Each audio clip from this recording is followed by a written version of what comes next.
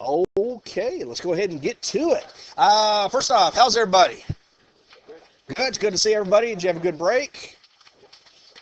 Okay. Did anybody get to take some time off? Get to maybe go someplace, do something you don't normally do? I went to Slayton, so super far trip. All right. Huh? The bakery. I did not. My niece turned 2 years old, so I went for her birthday party. It was pretty fun. Okay. She's at that fun age, running around, blah, blah, blah, all that good stuff. Okay. Well, the words are almost legible. She's getting there. She's getting there. She's doing really well. Okay. Well, going off of what Mrs. Moore said, we've talked about the dates of the paper exams coming up on Monday the 13th and Tuesday the 14th.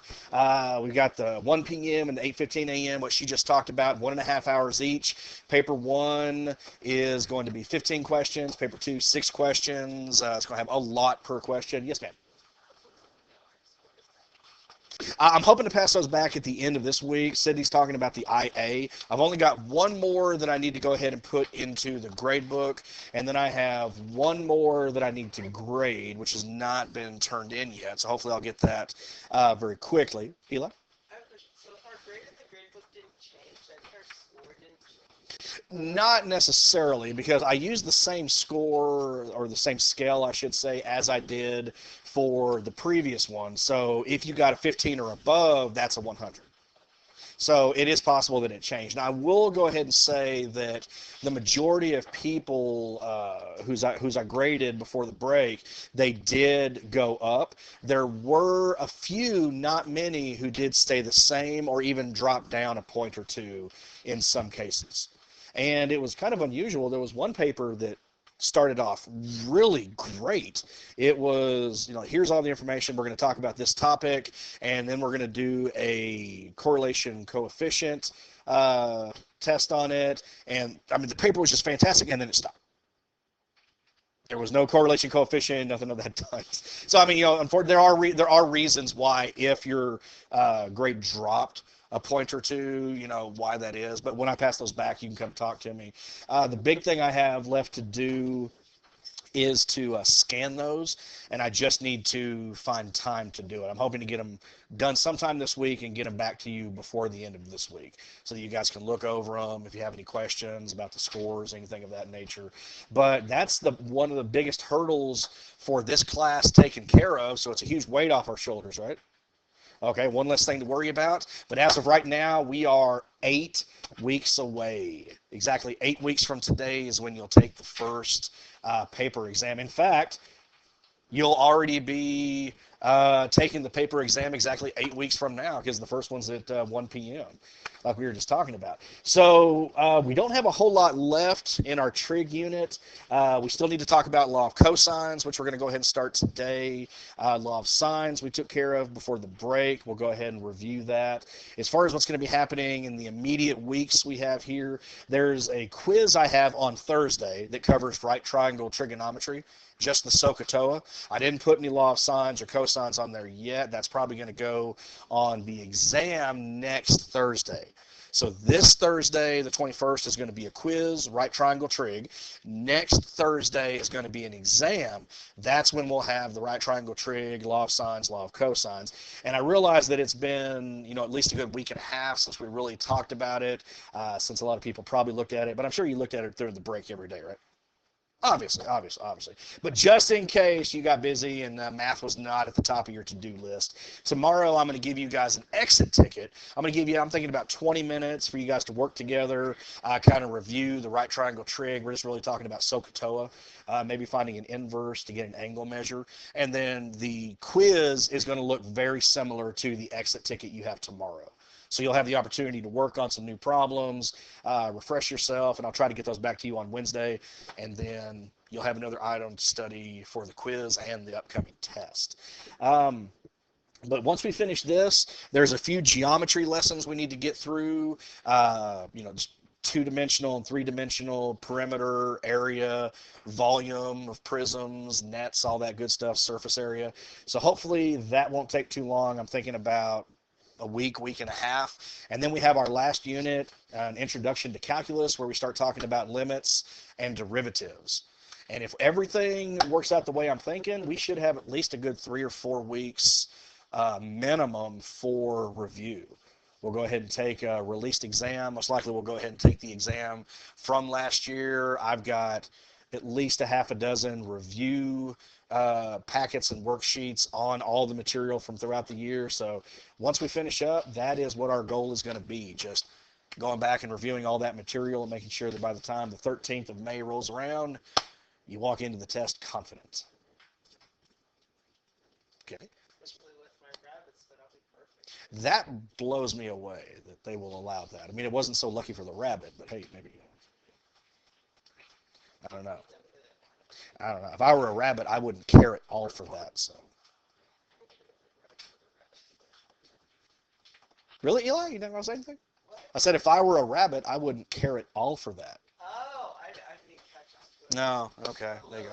But it's okay. It's been over a week. You got to get back into the thing. Okay. All right, but that is the plan. Unless anybody has any questions.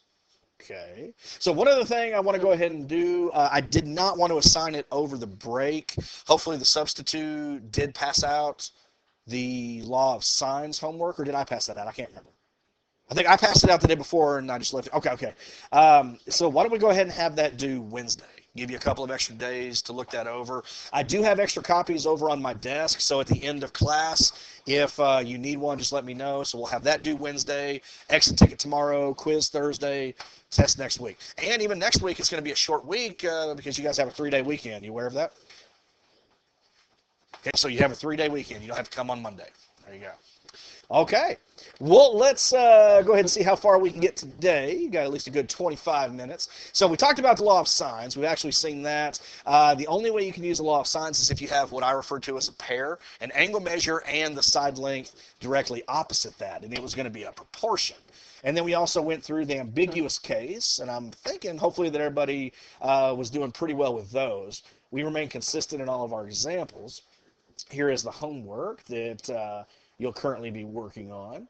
And here we go. Now we're going to go ahead and start talking about the law of sines. So a quick recap. The law of sines can be used when we know one complete pair with a triangle, the size of an angle, and the length of the side across from that angle. Specifically, it can be used when we know two angles in one side, angle side angle or angle angle side, two sides, and an angle not between them, so side side angle. That was the ambiguous case. Obviously, that leaves out the other possible combinations when we are not given the size of an angle and the side across from it, no pairs, namely the side angle side or the side side side. This is when we're going to use the law of cosines. Okay, so if you have a triangle, and we're talking about a triangle that does not contain a right angle, what did we call that before the break? Well, scalene means that all three sides are not the same length.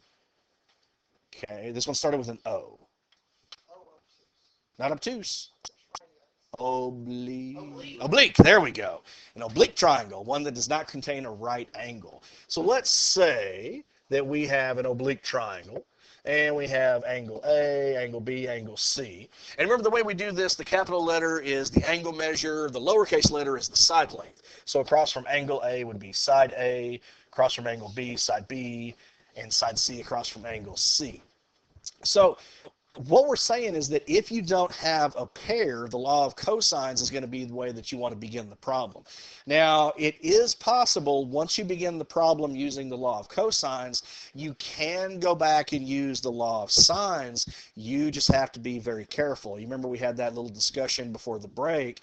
Sine inverse doesn't work so well if the angle you're looking for is what? This one starts with an O as well. You already said it. Obtuse. Okay, it'll give you the angle supplement to it. So I always recommend if you have to start using the law of cosines, it's probably not a bad idea to go ahead and continue to use the law of cosines unless you're just absolutely sure that maybe the angle you're looking for is not obtuse. But here's the pattern. Let's say we always go ahead and start this equation, and it's a formula like any other, whether you're looking for an angle measure or you're looking for a side length. So let's say I'm going to start with side A. Okay, I square that side and I set it equal to, now the other two sides, I go ahead and square them and I take their sum, and then from that I subtract 2 times the product of those two sides times the cosine of A. Now you'll notice if I start with side A, Then I'm going to go ahead and finish with angle A. It's always going to follow the same pattern. And typically, your triangles are going to be called ABC, but even if they're called something different, the pattern remains the same. So let's say we're sticking with this triangle right here, ABC. Okay, let's look at the other forms of it. If I wanted to start with B squared, well, what are the other two side lengths? A and C. So I'm going to start by squaring and then taking the sum of those two other sides. So A squared plus C squared. And then I'm going to subtract 2. Does someone know? Okay. Can you hang that? Oh, yeah. For us? Okay, sure. Thank you, appreciate it. Okay, let's put this over here. So then I'm going to subtract 2 times the product of those two sides, A times C, times the cosine of what? Angle B. There we go. Whatever side you begin your equation with, you always end with the angle opposite it. Okay. So C squared, well, if I'm going to start with side C, that means the other two sides are A and B. So I'm going to start with A squared plus B squared. Where am I going to go from here? Minus 2 times the product AB times the cosine of C. There we go. Okay. Now, the one easy thing, if you're looking for this side length right here, it's going to be real easy. You'll simply go ahead and take the square root of the whole thing. We can type it in the calculator, and you're done. You're good to go. But sometimes, what if you have that side case where you have these three measures, but you're looking for an angle so that you can start the process, maybe go back to law of sines, or just get another angle measure. Well, you can go ahead and solve for the cosine of whatever angle you're dealing with. You'll notice what we've done here is subtracted over the sum of the squares of the two sides here. So if I take these and subtract them over, that would be A squared minus B squared minus C squared is equal to negative 2BC cosine of A. What did I do from here to get here? Hello. Hey. So I want this to be cosine of A equals, what do I do to that equation I just created? There you go. I'm just going to go ahead and divide it by that coefficient right there. So whatever negative 2 times B times C turns out to be, it's just the coefficient of my trig function. All right, so I go ahead and divide through by negative 2BC, by negative 2BC, all those cancel, and that's where we get this guy right here. Okay. So the same thing can be done for the others. Okay, let me go ahead and write this one out. So B squared is equal to A squared plus C squared minus 2AC times the cosine of angle B. So the first thing is I'm going to subtract off these two squared sides. So B squared minus A squared minus C squared is equal to negative 2AC cosine of angle B. And then I'm going to divide through by that coefficient. Negative 2AC. Okay, so when those cancel, cosine of B should equal B squared minus A squared minus C squared all over negative 2AC. And even solving for the trig function is going to have its own pattern to it if you go ahead and start comparing them. Okay, can anybody tell me what cosine of C should equal without running through the steps? What should be up top in the numerator? C squared plus minus A squared minus B squared. Now we know below it's got to be a negative 2, but times what? AB. Okay, there you go. Now let's say we do have cosine of C equals that ratio. I still have to do what? In order to find angle C, I've got to take the, search for the I, the inverse. Eli? So could it also be, so let's say we were doing cosine of C, couldn't it also be B squared plus A squared minus C squared over 2AB? Oh yeah, you could, if you wanted to go ahead and take this negative out and distribute it across. Yeah, that would be equivalent. That's what they do in the example above. Yeah, that would be fine. That's why. Yeah. I like to do this, that way you don't mess with that sign. You just go ahead and stick with everything that you've got. Okay. All right. Okay. The form of the law of cosines used depends upon what information you are provided in the problem. When you have the option, always find the angles in orders from greatest to least. Okay, and really it depends on the information, because how many obtuse angles at most will you have in your triangle? Just the one. So if you can already identify with certainty which angle is obtuse, then you're free to go back to the law of sines. You don't have to worry about sine inverse giving you the wrong answer. Okay, you only have to be careful. Like if you're talking about side, side, side, you should have a really good idea of which of the three, if any, would be obtuse, right? How would I know that? The largest angle would always be across from the largest side. There we go. So the other two would have to be acute. All right. So let's do some examples. Let's see what you guys think. Okay. It is acceptable to use the sine rule to find the remaining parts of the triangle if you have a sufficient amount of information once using the cosine rule once. Okay. All right. So here we go. We have triangle ABC, where we know that side A is 5, side B is 7, and angle C is 43 degrees, so the side angle side case. And we want to find everything else. Okay. Well, based on what we have, let's go ahead and find side C first. Okay, because think about it, we can't use the law of sines. The only angle I have, well, I have no idea what the side length across from it is, so the law of sines is off the table. But if you take a look, we have these two side lengths right here. We have B and we have A, and we have the angle C. So it's going to fit that first formula perfectly. All right. I'm going to go ahead and see, let's say this is side C. C squared equals A squared plus B squared minus 2AB times the cosine of C. Okay. So like I said, it's just a formula you'll plug in and we'll go ahead and simplify it. And in fact, what we were doing just a moment ago, I would probably encourage you just to go ahead and do that in the calculator. Because there's a way I always got accustomed to doing it, and I'll show you what I mean in just a second. But C squared equals, well, A squared, that would be 5 squared, okay, plus B squared, 7 squared. And we can simplify those again if we want to, 25 plus 49. But we're going to plug it in the calculator anyway, so I don't think it's going to be too big a deal.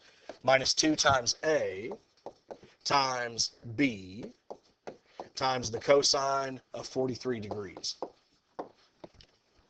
Now, this is the kind of problem that you want, because you'll notice all we're trying to do is find side C, right?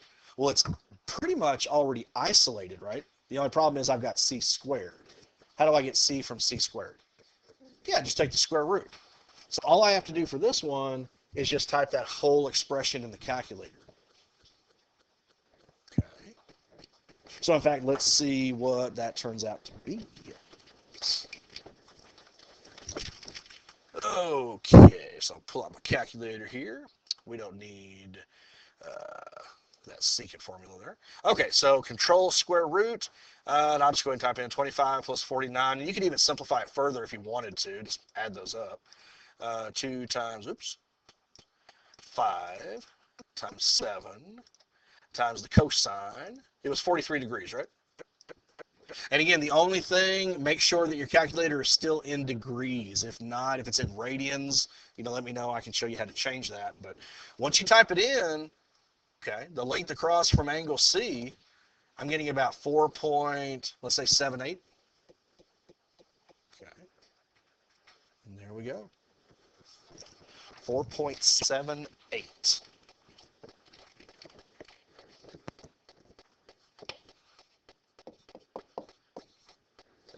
In units, whatever it is we're talking about, inches, centimeters, feet. Okay. Now we have all three sides. All we want to go ahead and do is figure out the other two angles. Now, really, we only have to go ahead and use another law, whether it be law of sines or if it's law of cosines, to find another angle, because once we have a second angle, what can we then do? Yeah, just add them up, subtract them from 180, and we're good to go. So here's the thing, okay? We could go to the law of sines depending on which angle we want to find. If this triangle is going to have an obtuse angle, would it be A or B? Okay, so why B? Well, wait, he says A. Why B? because B is across from 7. This is the longest side of the triangle, right? So if this one here, if any of these angles are going to be obtuse, it has to be B. So that means that A, no matter what, A would have to be acute. So I could go ahead and use the law of sines with the pair that I just got and find angle A, and it should work out. Okay, but let's go ahead and do this. Because we're looking at the law of cosines, well, why don't we go ahead and stick with that? Okay, let's practice that a little more. Yes, ma'am? Why can't you look for the obtuse angle? Well, you can, but you just have to know for sure if it's obtuse or not. I mean, we don't even have any idea whether it is. It could be obtuse, it may be acute. But the problem is when you try to take sine inverse of an angle, if it turns out to be obtuse, it won't give you that obtuse measure. It'll give you the supplement to it. What does that mean? What adds up to 180? There you go, what adds up to 180. So like for example, and I'm just making this up, okay, just like, FYI. Okay. Let's say that this angle turns out to be 120 degrees, and I'm saying that's not the actual answer. But let's say it does turn out to be obtuse, it's 120. If I did use the law of sines to go ahead and try to find that angle, well, sine inverse isn't going to give me 120, it's going to give me 60. Okay? And that's what you got to be careful of. It's only going to give you the acute angle. Okay. So why don't we go ahead, since we have a question about whether or not B is obtuse, let's go ahead and find A. All right. Now, we know all three side lengths. We don't know its measure, so let's go ahead and plug into the formula that we have. Since we're looking for angle A, I'm going to start my equation with side A. So I'm going to start by saying 5 squared equals,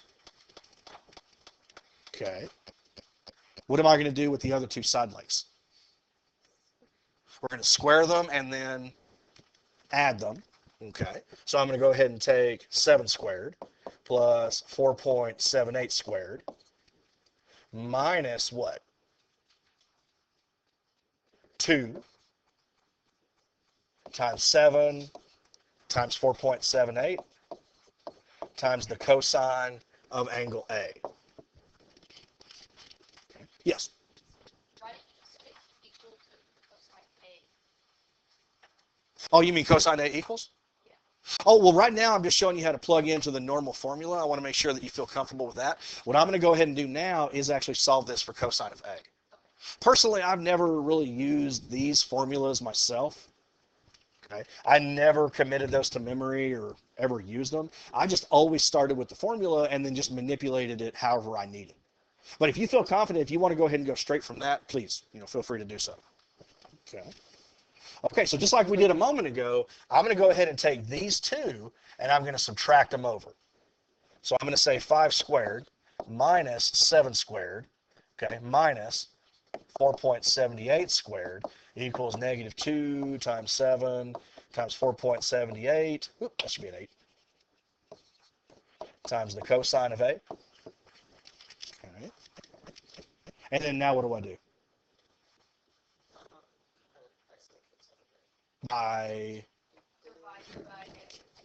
There we go. Now we'll divide by this product coefficient.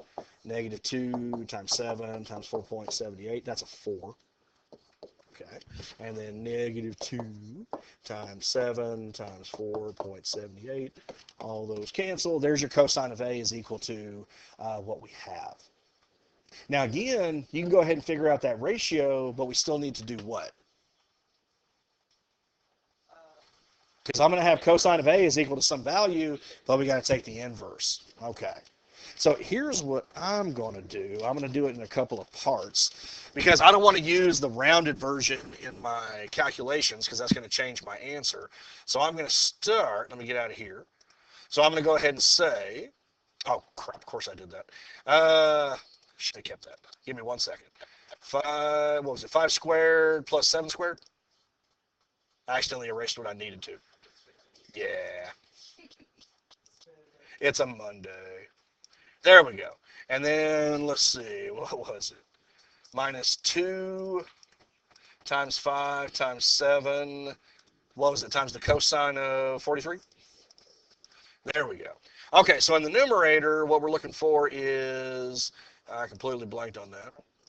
Okay. So 5 squared minus 7 squared minus, yeah, I accidentally deleted it. Yeah, I didn't think I needed it. Okay. There we go. So there's the numerator. Then I'm going to need negative 2 times 7 times, okay. This right here is going to be the denominator. Remember what I need is the negative 2 times 7 times 4.78. Okay.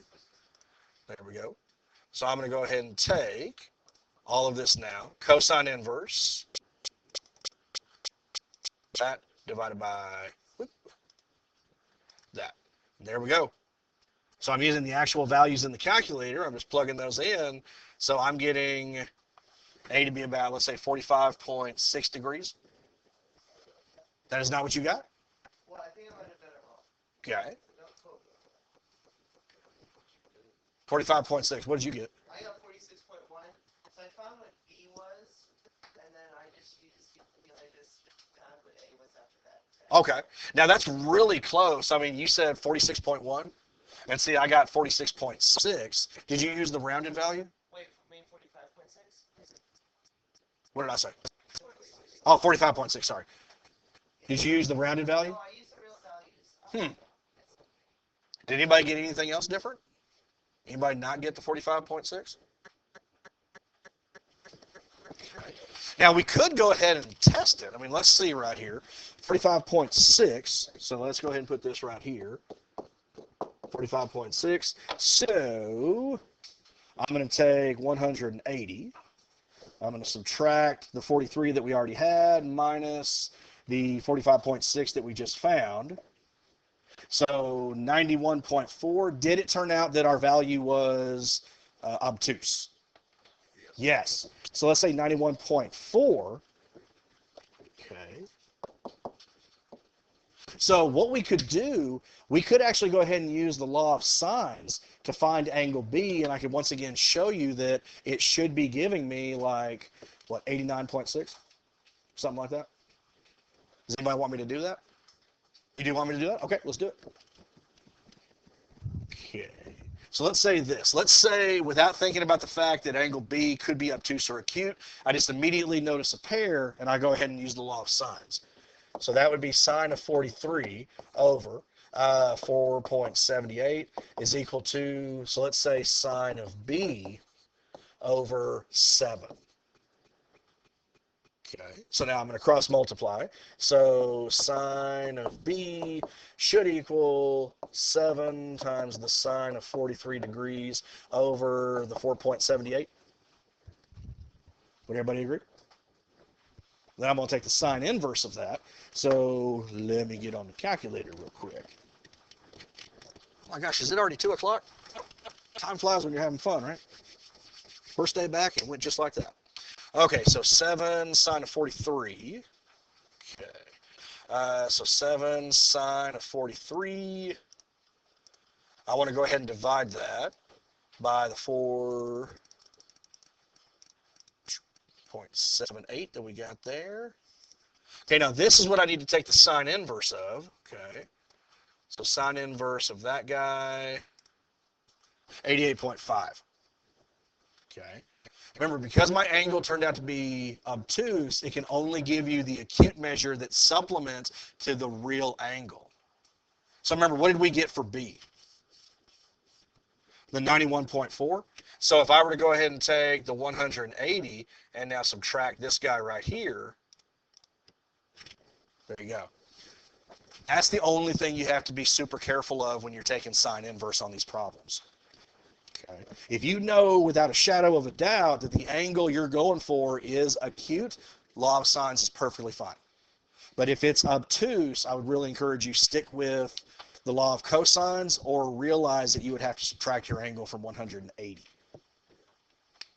Okay. Questions on that one? Okay. All right. I've got 202. Man, I was hoping to do some more today. Okay, let's see here.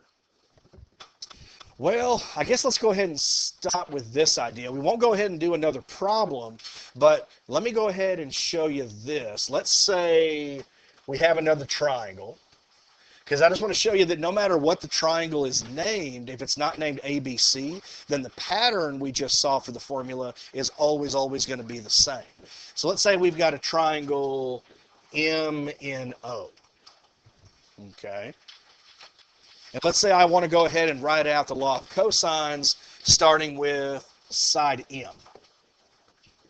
So it would be M squared equals